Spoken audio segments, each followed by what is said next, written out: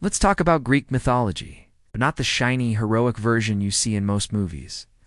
We're going to dive into the stories that show the gods for what they really were: terrifyingly powerful, deeply flawed, and often just plain cruel. We're going to start with the least obscure stories, the ones you might already know a little about. And as we go, we'll slowly move toward the ones that should probably come with a warning label. These aren't bedtime stories. They're cautionary tales. Let's start with Zeus, king of the gods, ruler of Olympus, and emotionally unstable. Think about the most powerful person you can imagine. Now imagine they have the impulse control of a toddler. That's Zeus. He didn't argue. He didn't negotiate. If he was angry, he threw lightning at the problem until the problem went away. If someone disrespected him, lightning. The city annoyed him, lightning. This was considered normal leadership behavior on Mount Olympus. So yes, Zeus is powerful. He's the king for a reason. But for Greek mythology standards, believe it or not, this is still the friendly part. We're just getting warmed up. Now let's talk about Hera, queen of the gods, and most famously, the goddess of marriage, which is deeply ironic when you consider who she was married to. Zeus cheated constantly. It was practically his hobby, and Hera knew this. She knew every single time. But instead of punishing Zeus, the actual source of the problem, she punished everyone else. The women Zeus pursued, whether they were willing participants or not, faced her wrath. Hera cursed them. She turned them into monsters or animals. She cursed their children. She cursed entire bloodlines for generations. All because of her husband's infidelity, and Zeus. He remained completely untouched. The moral lesson here?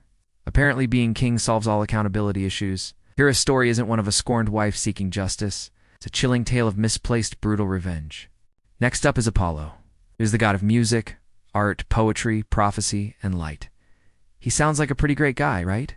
The ultimate artist, the beacon of civilization? Well, he was also the god of plagues. When Apollo felt disrespected, and it didn't take much, he didn't argue, he didn't write a scathing poem, infected entire cities. He would shoot plague arrows from his silver bow, and thousands of people would suffer and die horribly. Yes, the god of healing caused diseases on a massive scale. Greek mythology absolutely loved this kind of irony. The same source of light and beauty was also the source of devastating sickness and death. Mortals learned quickly that you did not want to get on Apollo's bad side. The consequences were never proportional to the crime. And what about his twin sister Artemis? She was the goddess of the hunt, the wilderness, and wild animals. She was also fiercely protective of her independence and her privacy.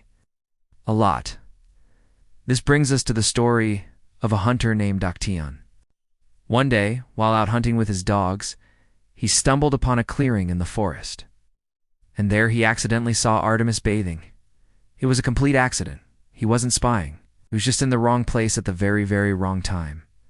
Her response? She didn't shout or ask him to leave. She simply splashed some water on him and turned him into a deer. Then she let his own loyal hunting dogs, who no longer recognized their master, tear him apart. That was the punishment. For looking accidentally, it's a brutal reminder that in this world, an innocent mistake could cost you everything. Then there's Poseidon, ruler of the seas, brother of Zeus. When Poseidon was in a good mood, the seas were calm and sailors had safe passage. But when Poseidon got angry, the earth shook. He was also the god of earthquakes. The oceans would rise up and flood coastal towns. Entire cities were destroyed, not because their people were evil or had committed some terrible crime, but simply because Poseidon was offended by something their king said, or because they failed to offer him the right sacrifice. Imagine trying to live your life knowing that the very ground beneath your feet could split open at any moment because a god somewhere was having a bad day. There is no apology big enough to stop an earthquake. There's no negotiation with a tsunami. Let's not forget Demeter, the goddess of agriculture, grain, and the harvest. She's often portrayed as one of the more benevolent deities, the one responsible for feeding the world.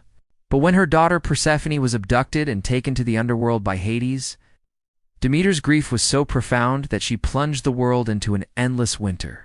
She completely stopped all crops from growing. The soil became barren. Humans starved, animals died. The entire mortal world was held hostage by her sorrow. The other gods argued and pleaded with her, but she wouldn't relent until her daughter was returned. The world suffered immeasurably, not because of some divine judgment, but as collateral damage in a godly family dispute. Speaking of the underworld, let's talk about Hades. Surprisingly, Hades was not the worst god, not by a long shot. We have this modern idea of him as the devil, a figure of pure evil. But in the original myths, he wasn't really a villain. He didn't torture souls for fun. That was for other entities in his realm. He just ruled the dead. His job was to make sure the dead stayed dead. He was grim, he was stern, but he was mostly just impartial. His greatest crime, the abduction of Persephone, was certainly a terrible act.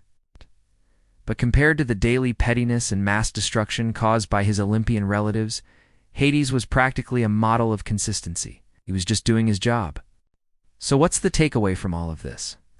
It's that the Greek gods were not heroes. They were not moral guides. They were forces of nature given human-like forms and all-too-human flaws. They were powerful, unpredictable, and incredibly dangerous. These stories weren't meant to comfort anyone or offer simple lessons about good and evil. They were warnings. They were explanations for a world that was often cruel and chaotic.